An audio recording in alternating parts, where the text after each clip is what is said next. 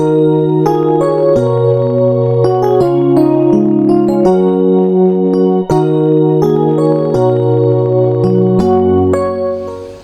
पक्ष के प्रतिपदा के चंद्रमा पापक होते हैं। इस वजह से व्यक्ति का कंसंट्रेशन और व्यक्ति की जो एक मानसिकता होती है वो उस लेवल में जाकर के स्थापित होने में वक्त लेती है। शुक्ल पक्ष के, अब आपको मैं यहीं पे एक बड़ी अच्छी बात बताता हूँ। अगर जिस व्यक्ति की कुंडली में, ध्यान से समझिए, मुझे देखिए, जिस व्यक्ति की कुंडली में चंद्रमा पापक होंगे उसके जीवन के आधारभूत स्तंभ कमजोर होंगे। अगर जिस व्यक्ति की कुंडली में चंद्रमा पाप से पीड़ित है, जैसे कि यहाँ भी पीड़ित ही कहूँगा क्योंकि भाग्य भाव का अधिपति होकर के अष्टम में बैठा है और हालांकि यहाँ गुरु की दृष्टि उसके पास है, इस कारण से इस कुंडली के लिए तो थोड़ी बहुत मजबूती बनेगी। पर 3 पक्ष में चंद्रमा के पास 2 पक्ष कमजोर हो रहे हैं। एक भाव से, वो अष्टम में बैठा है तो मानसिक रूप से, और कंसंट्रेशन के मामले में कुंडली को कमजोरी देगी। वहीं पे पक्ष बल से कमजोर होने के कारण व्यक्ति के विलक्षणता में कमजोरी मिल जाती है। जिस व्यक्ति की कुंडली में आप जिस भी व्यक्ति के जीवन को देखते हैं, अगर उसके जीवन को आप नज़दीक से, गहराई से समझने की कोशिश करें तो अगर वो अमानवीय व्यवहारों से युक्त है या वो बहुत ज़्यादा किसी चीज़ में बहुत गहराई से विचार कर रहा है, या फिर वो अगर कई बार अपने वास्तविक नेचुरल जो उसकी क्षमता है उसको अगर वो पहचान नहीं पा रहा है, तो भरोसे के साथ ये बात कही जा सकती है कि उस व्यक्ति की कुंडली में चंद्रमा कमजोर है। इसके अतिरिक्त अगर व्यक्ति कोई भी कार्य लगातार नियमित होकर के नहीं कर रहा है तो ये भी इस बात का सूचक है कि उस जातक की कुंडली में चंद्रमा कमजोर होंगे। इसके अतिरिक्त आपको मैं बात बताऊं, व्यक्ति के धन आने के बाद उसका धन बचे नहीं, अगर वो धन के अति व्यय से परेशान है, तो आप ये बात समझ लीजिए कि उस जातक की कुंडली में चंद्रमा परेशान है।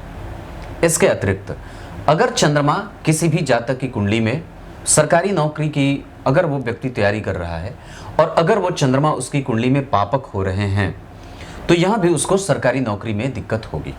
इसके साथ साथ प्रोफेशनलिज्म के मामले में अगर बात करूं तो जिस व्यक्ति की कुंडली में चंद्रमा कमजोर होते हैं या पीड़ित होते हैं, परेशान होते हैं, तो उसका मन कभी भी किसी एक काम में या उसके किसी भी काम में जो ऑफिस वाला काम है उसमें लगातार नहीं रहेगा। मतलब वो डिसकंटिन्यूअस होकर के काम करता रहेगा, या फिर आप इसे ऐसे भी कह सकते हैं कि उसकी नौकरी बार बार बदलती रहती है।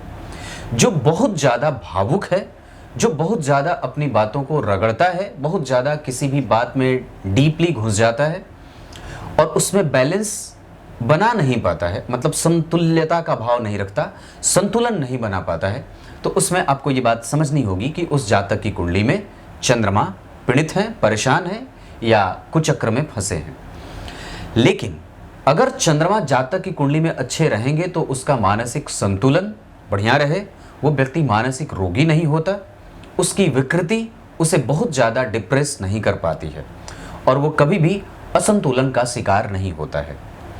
अगर चंद्रमा किसी भी व्यक्ति की कुंडली में मजबूती से बैठे हैं तो उसको नौकरी में, उसको व्यापार में, उसके धन आगमन के लिए, उसके धन के खर्च होने के मामले, उसका अपना व्यवहार बहुत ही ज़्यादा सुचारू होता है। ये इतनी सारी चीज़ें चंद्रमा पे निर्भर करती हैं। यहाँ चंद्रमा भाग्य भाव के अधिपति होकर के गुरु से दृष्ट हैं। इसका एक सीधा अर्थ होगा कि जातक मायावी नहीं है, वो कई बार बुरे दशाओं में आकर के अपने आप को प्रभावित और परेशान कर सकता है, पर व्यक्ति के जीवन में दर्शन और व्यक्ति के जीवन में धर्म दोनों ही बहुत मजबूती से बैठे हैं।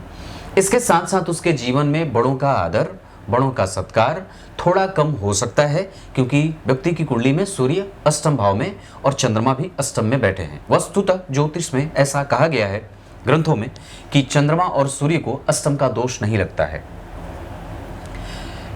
एक बड़े अच्छे ग्रंथ में मैंने बात पढ़ी थी, भविष्योत्तर पुराण की बात है कि आरंभ में सूर्य और चंद्रमा ही राक्षस और देवताओं का प्रतिनिधित्व करते थे।